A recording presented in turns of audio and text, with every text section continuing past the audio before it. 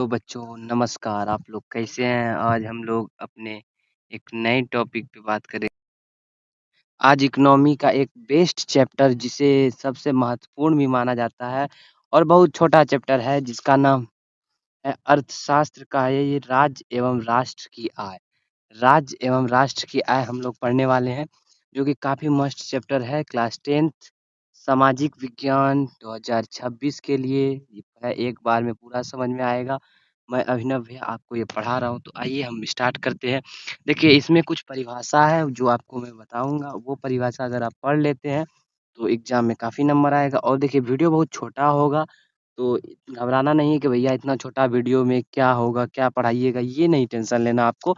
बस पढ़ना है आपको, अभी एग्ज़ाम बहुत करीब है, आपको क्या करना है, ज़्यादा से ज़्यादा चीज़ रिवाइज़ करने के लिए इतना छोटा-छोटा वीडियो इसलिए मैं डाल रहा हूँ क्योंकि आप लोग तुरंत रिवाइज़ कर सकते हैं। इसको भी दोगुना स्पीड पे आप देख सकते हैं। तो आइए ने शुरुआत करते हैं। देखिए, चैप्टर का नाम है राज्य एवं राष्ट्र की आय, राज्य एवं राष्ट्र की आय। देखिए, अब आय किसे कहते हैं? देखिए, इसमें जो है बुक का मेन पीडीएफ से लाए हैं। बुक का जो मेन पॉइंट है ना, वही लाए हैं जो एग्ज़ाम में बार-बार पूछा जाता है। तो आय, जब कोई व्यक्ति किसी प्रकार का शारीरिक अथवा मानसिक कार्य करता है, जब वो शरीर से मन मतलब क्या मानसिक स्थिति जैसे हम पढ़ा रहे हैं, तो ये इसमें मेरा मन का, मेरा ब्रेन का मेरा काम हो रहा है, तो मानसिक स्थिति से कार्य करता है और उस कार्य के बदले में जो उसे पारिश्रमिक मिलता है, उसे उस व्यक्ति का आय कहते हैं। जैसे मैं एक टीचर हूँ, सपोज़ दैट अभी मैं कमाता नहीं हूँ, मान लीजिए मैं पढ़ा रहा हूँ, आप लोग हमको पैसा दीजिएगा, तो मैं किस लिए पढ़ा रहा हूँ? पैसा के लिए। तो मैं अपना क्या शारीरिक या मानसिक मैं अपने मानसिक बुद्धि से मैं आपको पढ़ा रहा हूँ जिसके लिए मुझे आप लोग आय देते हैं। वही होता है जब कोई व्यक्ति शारीरिक रूप से यानी कोई भी मज़दूरी या कोई भी इंजीनियरिंग जो भी करके जब कोई काम करता है और उस कार्य के बदले उसको उसका पारिश्रमिक मिलता है यानी उसका फल मिलता है तो उसे हम आय कहते हैं। चाहे वो कुछ भी हो सकता है, ये मुद्रा के रूप में भी देखिए इसमें पूछा जाता है कि भूमि का पारिश्रमिक क्या है? भूमि का पारिश्रमिक लगान है, यानी भूमि का पारिश्रमिक लगान है। श्रम का पारिश्रमिक मज़दूरी है, श्रम का पारिश्रमिक मज़दूरी है। पूँजी का पारिश्रमिक ब्याज है, ब्याज के रूप में देखिए और व्यवस्थापक का पारिश्रमिक वेतन है। व्यवस्थापक का पारिश्रमिक वेतन है, उद्यमी या का पारिश्रमिक लाभ या हानि के रूप में होता है।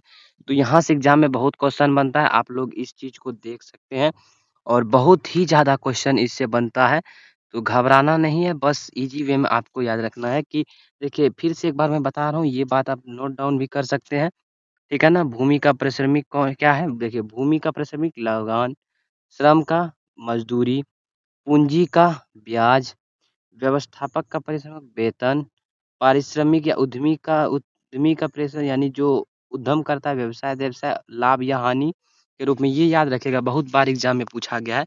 अब चलते हैं नेक्स्ट सबसे इम्पोर्टेंट टॉपिक जो है गरीबी। गरीबी के बारे में तो आप बहुत परिभाषा मन से भी लगा के लिख सकते हैं, कुछ भी लगा के लिख सकते हैं।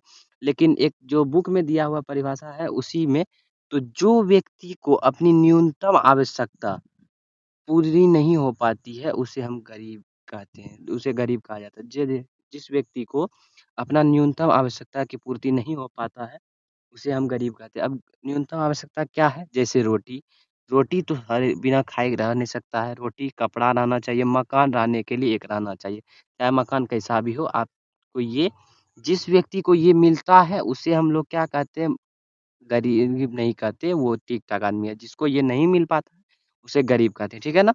और देखिए इसका एक और भी है वैज्ञानिक रूप से तो देखिए जिस व्यक्ति को अगर वो गाँव का है तो 2400 कैलोरी ऊर्जा जिस व्यक्ति को नहीं मिलेगा या अगर शहर में रहने वाला व्यक्ति है जिसको 2100 कैलोरी ऊर्जा प्रतिदिन नहीं मिलता है, उसे हम गरीब कहते हैं। 2400 या 2100 कैलोरी, ठीक है ना?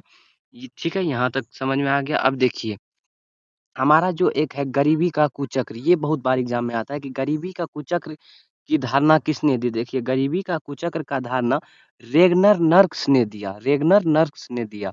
देखिए गरीबी के कुचक्र की धारणा के अनुसार जिसका प्रति व्यक्ति आय कम होता है, उसका बचत भी कम होता है। कम बचत होने के कारण पूँजी निर्माण दर भी कम होता है। कम पूँजी निर्माण दैनिक दर के कारण भी विनियोग भी कम होता है, जिसके कारण प्रति व्यक्ति आय पुनः कम रहता है और वह व्यक्ति गरीब रह जाता है। देखिए, गरीबी के कुचक्र का भागना भाई जो धारणा है मतलब परिभाषा है, वो रेगनर नर्स एक व्यक्ति है, उसने दिया, अर्थशास्त्री है।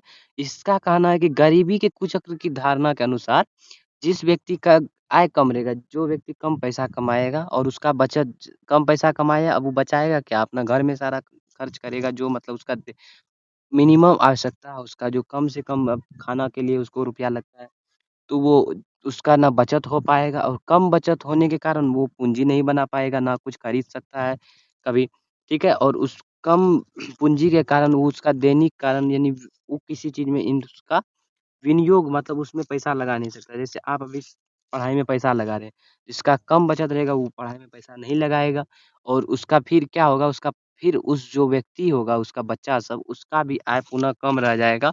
तो गरीब इस प्रकार से गरीब ही रहता है, ठीक है? यहाँ देखिए, गरीबी गरीबी को जन्म देता है कैसे?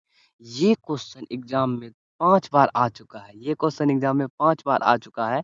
तो देखिए, गरीबी इसलिए गरीबी है कि उसमें गरीबी है, गरीबी के कारण देखिए, हम आपको समझा रहे हैं सीधा बात।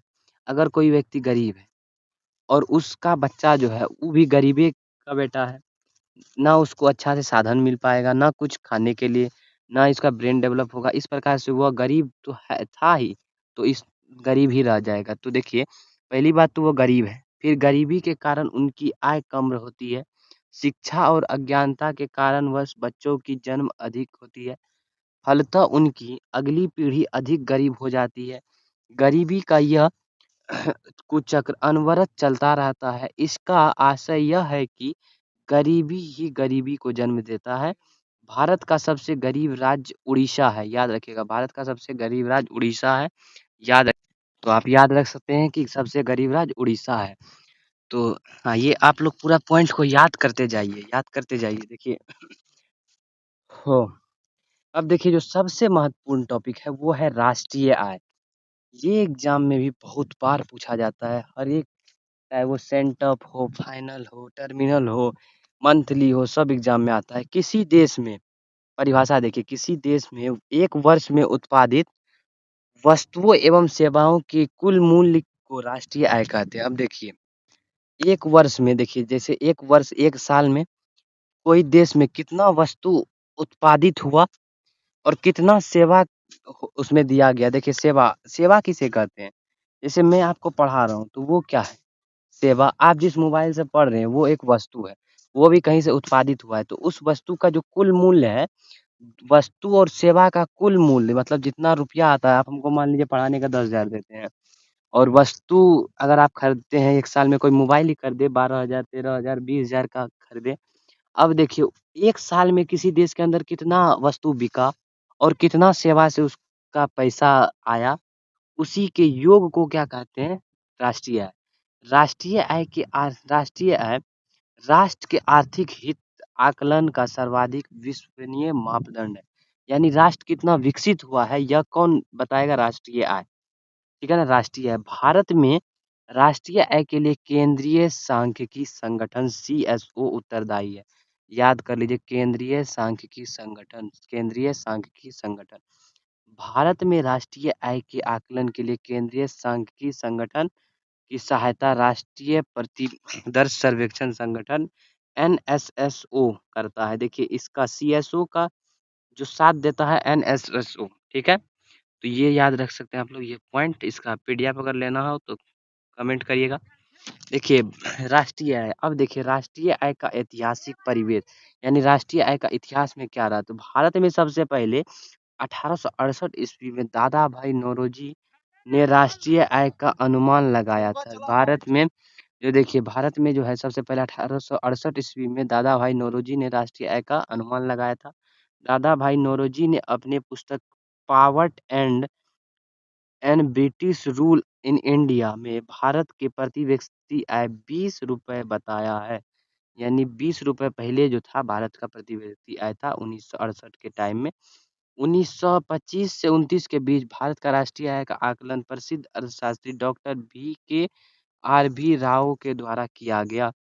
ठीक है, यहाँ तो ये आप नोट कर सकते हैं। और हमारा एक टॉपिक है छोटा सा, प्रति व्यक्ति आय। यानी देखिए, राष्ट्रीय आय में कुल जनसंख्या से भाग देने पर क्या निकलता है?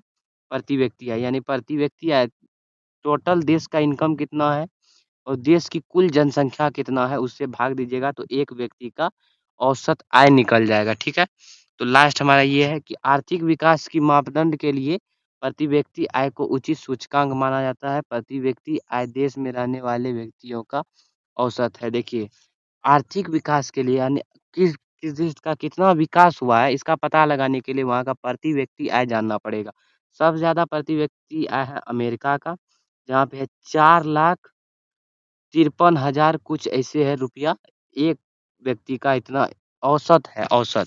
हर एक व्यक्ति का नहीं है लेकिन ज़्यादातर व्यक्ति का इतना ही है। तो मिलते हैं हम लोग नेक्स्ट वीडियो में। कैसा लगा ये वीडियो कमेंट कीजिए, 10 मिनट के अंदर ही खत्म हो गया और ज़्यादा से ज़्यादा फास्ट है। आप लोग रिवाइज़ कर सकते हैं इस वीडियो से और इसका एक और पार्ट आएगा, ये पार्ट नंबर 1 है। इसमें पूरा नहीं खत्म हो पाया ये, तो और 1-2 पार्ट आएगा तो पढ़ लीजिएगा।